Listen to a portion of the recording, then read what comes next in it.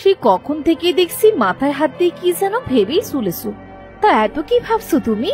সেই কখন খাবার দিয়ে গেছি, এখনো সেটা শুয়েও তো দেখোনি। চিন্তায় গলা দিয়ে খাবার নামছে না গিন্নি। যা করছি তাতেই লস খাচ্ছি। এভাবে চলতে থাকলে তো কিছুদিন পর না খেয়ে মরতে হবে। তোমার কথা তো আমি কিছুই বুঝতে পারছি না, কি বলতে চাইছো তুমি? নদীতে মাছ মারলে জালে মাছ ওঠে না।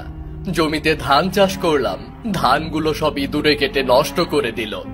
ঝাল লাগালাম, ছাগলে খেলো। কুমড়ো লাগালাম, সব কুমড়ো কে যেন চুরি করে নিল। এখন তুমিই বলো গিন্নি, এই সংসারটা আমি কেমন করে চালাবো? হ্যাঁ, একটু চিন্তা করিস না রে বাবা, শরীরটা যে খারাপ করবে। আমি বলি কি, আমাদের পুকুর যে আছে সেখানেই মাছ চাষ কর। এতে যদি দুটো টাকা ঘরে আসে, তোকে তখন কষ্ট করে আর নদীতে মাছ ধরতে যেতে হবে না। মাছের পোনা কিনতে তো অনেক টাকা লাগবে মা।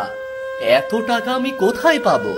তাছাড়া মা, ওই পুকুরটা তো অনেক নোংরা। তুমি তো জানো, ওই গোয়াল ঘরের সমস্ত গোবর ওই পুকুরে যায়। ঠাকুমা, ওখানে মাছ চাষ করা যাবে না। গোবরের ভেতর কি মাছ চাষ করা যায়? বিধাতাকে তবে আমাদের মুখের দিকে চাইবেন না? মেয়েটাকেও দুবেলা দুমুঠো খেতেও দিতে পারে না। পুকুরে গোবর যাই কি হয়েছে তাতে? একবার চেষ্টা করে দেখ না বাবা, কোনো কাজ হয় কিনা। আমি শুনেছি মাছেরা নাকি গোবরও খায়। ঠাকুমা ঠিকই বলছে বাবা, তুমি আমাদের পুকুরে মাছ ছেড়ে দেখোই না। আচ্ছা মা, আমার তো মাছের পোনা কেনার মতো টাকা নেই। তো নদী থেকে যে মাছ পাবো সেগুলো বিক্রি না করে আমাদের পুকুরে ছেড়ে দেব, কি বলো? বুদ্ধিটা খারাপ নয়। আচ্ছা, তোমার তো নদীতে যাবার সময় হয়ে গিয়েছে, এখন তাড়াতাড়ি খেয়ে নাও দেখি। বুড়ি সূর্য সোনালী রূপার কথা মতো ভাত খাওয়া শেষ করে। কিছু সময় পর, ওগো, গরুর খাবার যে সব ফুরিয়ে গেছে, ওদের কি খেতে দেবে? তুমি মাছ ধরে বাড়ি ফেরার পথে কিছু ঘাস নিয়ে এসো।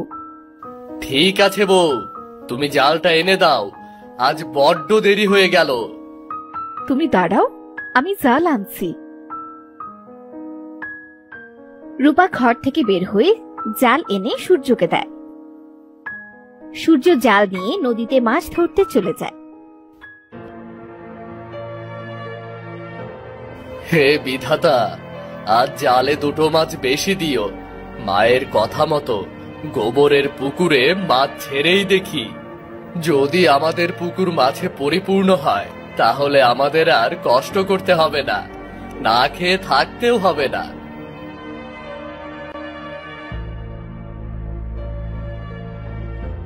এই বলে সূর্য জাল ফেলে, কিন্তু কোনো মাছ পায় না। 3 বার জাল ফেলার পর জালে মাছ বাঁধে।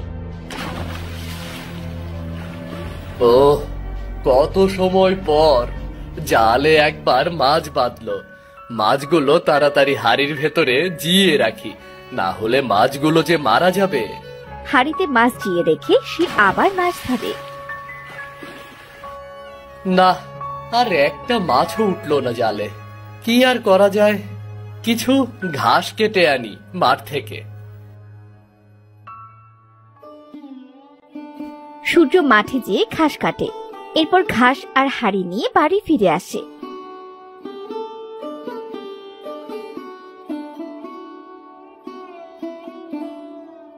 তুই বাড়ি ফিরলি বাবা? মাছ পেয়েছিস? বেশি মাছ পাইনি মা, অল্প কিছু মাছ পেয়েছি। বলছি মা, গোবরের ভিতরে কি মাছগুলো ছেড়ে দেওয়া ঠিক হবে?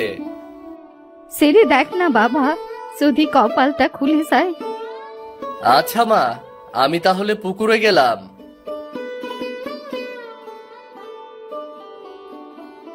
সূর্য পুকুরে মাছ ছেড়ে দিয়ে এরপর গরুর কাছে যায় আর বলে, গিন্নি, বলছি গরুর পেটে কিচ্ছু নেই, খেতে দাও সবাইকে। বাবা, শুনলাম আমাদের পুকুরে নাকি তুমি মাছ দিয়েছো? হ্যাঁ রে মা, অল্প কিছু মাছ দিয়েছি আজ। জানিস তো, নদীতে তেমন মাছ পাওয়া যায় না। মাছগুলো বড্ড চালাক, পানির একদম গভীরে থাকে। বুঝতে পেরেছি বাবা, আজ আমি জঙ্গলে যাচ্ছি। মা বলছিল জ্বালানি নাকি ফুরিয়ে গিয়েছে।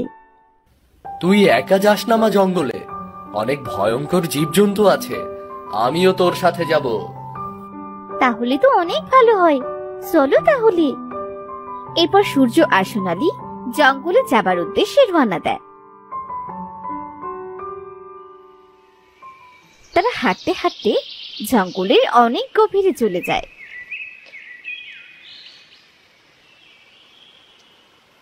মা সোনালি, ওই গাছটা দেখ, শুকনো পাতা কেটে বাড়ি নিয়ে যাই, চল। অনেক দিনের জ্বালানি বেরিয়ে যাবে রে। তুমি ঠিকই বলেছো বাবা।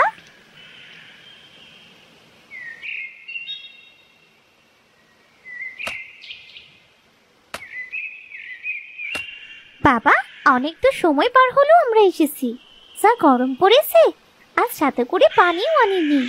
খুব তৃষ্ণা পেয়েছে বাবা। পানি খাবি মা? এই জঙ্গলের ভেতরে পানি কোথায় পাই বলতো? আচ্ছা চল, কোথাও পানি পাই কিনা একটু খুঁজে দেখি। তাই চলো বাবা, না হলে পানি তৃষ্ণায় আমি মরেই যাব।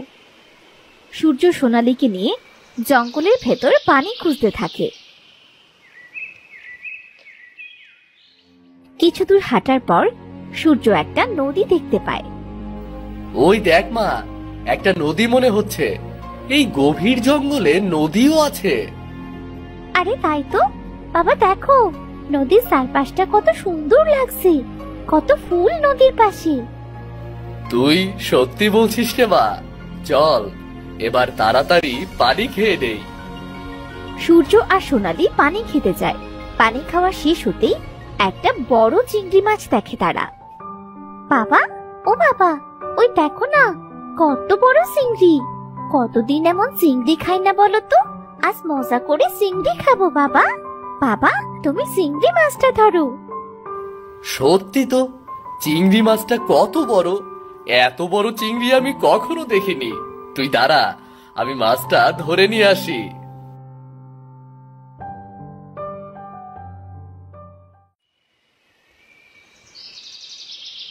বাবা, যে কাঠগুলো কাটা হয়েছে তাই দিয়ে অনেক দিন রান্না করা যাবে। চলো তো এবার বাড়ি ফিরে যাই। ঠিক আছে মা, চল। তুই চিংড়িটা ধর, আমাকে কাঠ নিতে হবে তো। দাও, মাকে বলবো চিংড়িটা কষিয়ে রাখতে।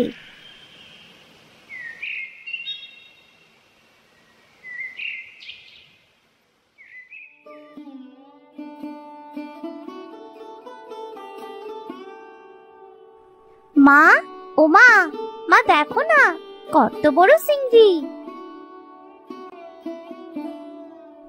ও মা, এত বড় চিংড়ি হয় নাকি? তা কোথায় পেলি এত বড় চিংড়ি মাছ? জঙ্গলে কাঠ কাটতে কাটতে অনেক পানি তৃষ্ণা পেয়েছিল। পানি খুঁজতে খুঁজতে একটা নদী দেখতে পাই জঙ্গলের ভেতরে। সেই নদীতেই পেয়েছি চিংড়িটা। এটাও কি পুকুরে দিয়ে দেবে নাকি? না গিন্নি, চিংড়িটা আজ রান্না করো, মেয়েটা যে খেতে চেয়েছে। বেশ বড় বড় চিংড়ি, খেতেও অনেক স্বাদের হবে।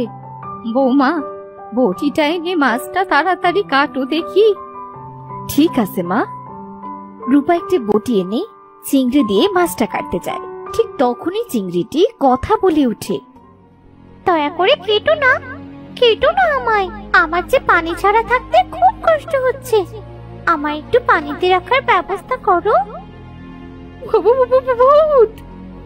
বাবা, মাছে কথা বলছে দেখো। তোমরা ভয় পাচ্ছ কেন? আমি কথা বলতে পারি। আমার নিঃশ্বাস যে বন্ধ হয়ে যাচ্ছে। আমায় পানিতে রাখো না। বিশ্বাস করো, আমি ভূত নই। তুমি ভয় পেও না, আমরা তোমায় পানিতেই রাখছি। বাবা, চিংড়িটাকে আমাদের পুকুরে রেখে দে। কথা বলা মাছ কি আমাদের এই গোবরওয়ালা পুকুরে থাকবে? রেখে দেখি না। ঠিক আছে মা, তাড়াতাড়ি চলো। দেখো, মাছটা কেমন কষ্ট পাচ্ছে।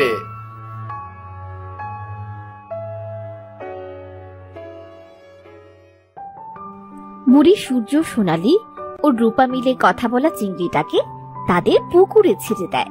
পানি পেয়ে যেন চিংড়িটা প্রাণ ফিরে পায়। ও, আমি যেন এক নতুন করে প্রাণ পেলাম। তোমাদের অনেক ধন্যবাদ আমার কথা রাখার জন্য। তোমরা আমার একটা কথা রাখবে? আমরা তো তোমাকে কিচ্ছু খেতে দেইনি চিংড়ি। আমার এখানে একা থাকতে খুব কষ্ট হবে। জঙ্গলের নদীতে আমার সাথী আছে, আমাকে আমার সাথীর কাছে দিয়ে আসবে। কাল আমরা তোমাকে তোমার সাথীর কাছে দিয়ে আসবো। আজ আমরা আসি তাহলে। শুনে খুব খুশি হলাম।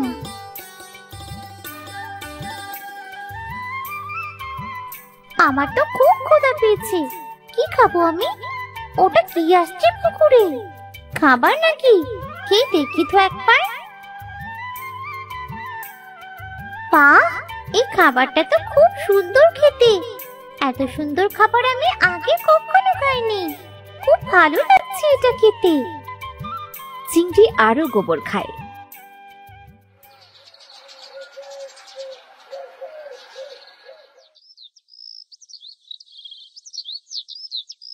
পরদিন সোনালি ও তার বাবা পুকুরে যায়।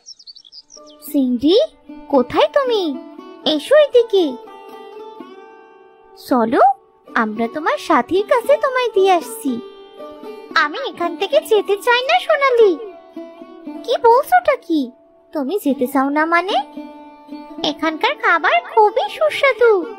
এত সুস্বাদু খাবার রেখে আমি কোথাও যেতে চাই না। আমরা তো তোমাকে কিচ্ছু খেতে দেইনি চিংড়ি। কেন? ওই যে খাবার পানিতে পড়ছে। আরে, ওটা তো গোবর। আমাদের গোয়ালঘর থেকে সরাসরি পুকুরের পানিতে পড়ে। এই জন্যই তো পুকুরটাতে কেউ আসে না, আর আমরা মাছও চাষ করতে পারি না। কি কি বলছো? গোবর গোয়ালঘর থেকে আসছে মানে? গরুর মল? কিন্তু এটা খেতে তো খুব সুস্বাদু। তাই আমি এখানেই থাকতে চাই। এখানে তুমি আমার সাথীকে এনে দাও। তোমার সাথীকে আমরা নদীর পানিতে কেমন করে পাবো? এই বোতলের ভেতর নীল পানি আছে। এটা নদীর পানিতে দিলে আমার সাথী চলে আসবে। ঠিক আছে, আমরা তবে আসি।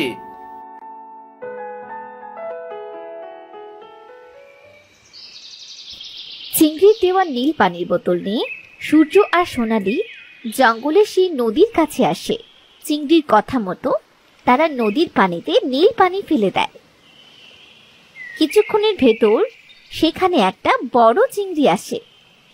তোমরা এই নীল পানি কোথায় পেলে? আর আমাকে ডাকলেই বা কেন? আমাদের তোমার বউ পাঠিয়েছে তোমাকে নিতে। রানী কোথায় আছে? রানী, কাল থেকে সারা নদী আমি রানীকে খুঁজছি, কিন্তু কোথাও তাকে পাচ্ছি না। তুমি চিন্তা করো না, সে অনেক ভালো আছে। আমাদের পুকুরে আছে সে। ঠিক আছে, আমি যাব তোমাদের সাথে আমার রানীর কাছে।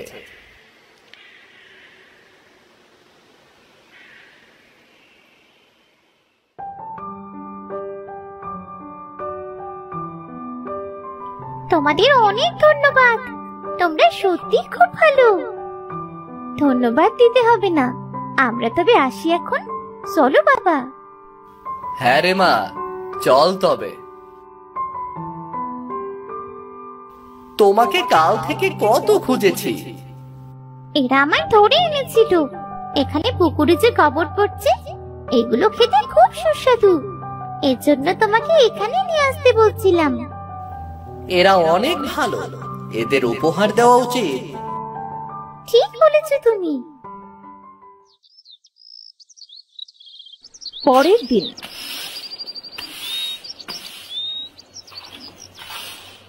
যাই, পুকুর পাড়ে কিছু শাক দেখেছিলাম। আজ বরং শাকগুলো তুলেই রান্না করি। এই বলে রূপা পুকুর পাড়ে যায়। পুকুর পাড়ে গিয়ে তারা তো অবাক হয়ে যায়, কারণ পুকুরে ছিল পুকুর ভর্তি চিংড়ি। ওমা, এ আমি কি দেখছি? পুকুরে এত চিংড়ি খেলছে। ওগো, কে কোথায় আসো? তাড়াতাড়ি এসো, দেখো কি আজব কাণ্ড।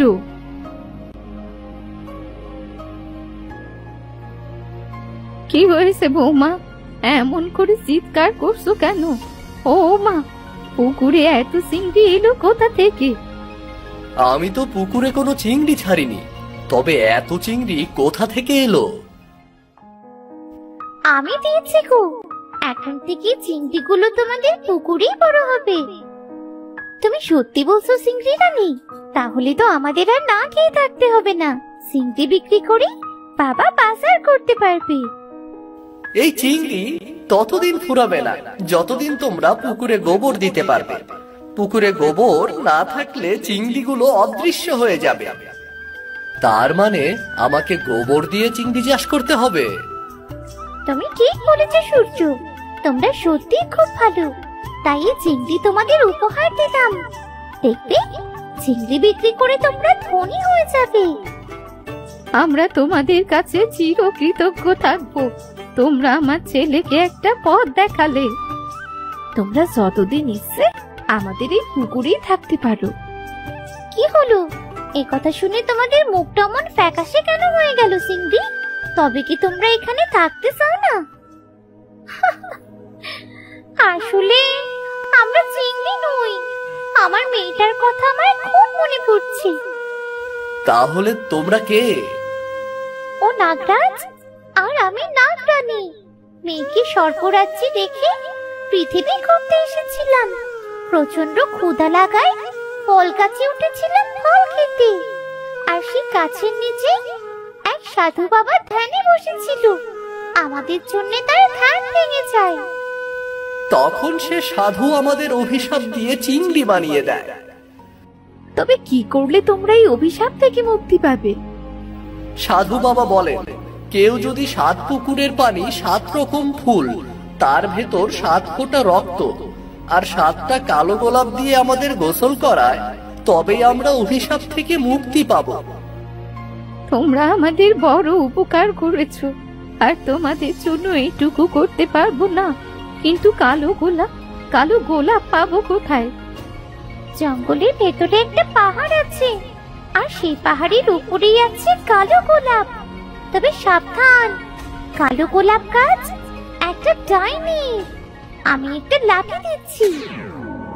লাঠিটা দিয়ে ডাইনির মাথায় আঘাত করলে ডাইনিটা মারা যাবে। সে তোমাদের কোনো ক্ষতি করতে পারবে না। আমি তবে কালো গোলাপ আনতে যাচ্ছি। আমি আর মা মিলে 7 পুকুরে 7 রকম ফুল জোগাড় করছি। বাবা, তুই সাবধানে যাস। তোমরা যে যার কাজ শুরু করো, আমি বাড়ি যাচ্ছি। সূর্য বেরিয়ে পড়ে কালো গোলাপের উদ্দেশ্যে। আর সোনালী আর রূপা যায় 7 পুকুরের পানি আর 7 রকম ফুল জোগাড় করতে। আর অল্প কিছুক্ষণের ভেতর তারা 7 পুকুরের পানি আর 7 রকম ফুলও জোগাড় করে ফেলে। অনেক কষ্টে সূর্য পাহাড়ের ওপর ওঠে। যখনই সূর্য কালো গোলাপে হাত দেয়, ঠিক তখনই সেখানে ডাইনি চলে আসে। তোরা এত বড় সাহস, আমার গাছ থেকে কালো গোলাপ নিচ্ছিস? আজ তোর রক্ষে নেই। এই বলে ডাইনিটা যখন সূর্যকে মারতে যায়, সূর্য চিংড়ির দেওয়া লাঠি দিয়ে ডাইনির মাথায় আঘাত করে, আর সাথে সাথেই ডাইনিটা সেখানেই মারা যায়। যাই, এবার 7টা কালো গোলাপ নিয়ে বাড়ি ফিরি। সূর্য গোলাপ তুলে বাড়ি চলে আসে।